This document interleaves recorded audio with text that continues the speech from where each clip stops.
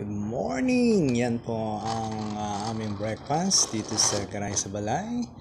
Ang paborito ni Jacob na mamoon. At ito naman ang raisin sa bread. No? Ayan, may raisin sa bread. Tapos ito naman yung buto ng rambutan. Ayan, nilaga at pinried. Tsaka ito naman ang butterfly pea o glutamate.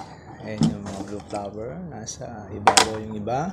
Siguro mga 7 flowers ang nilagay ko dyan. Ayan ang aming kakainin ngayon. Kaya kain na tayo. Say hi, buddy. Hi.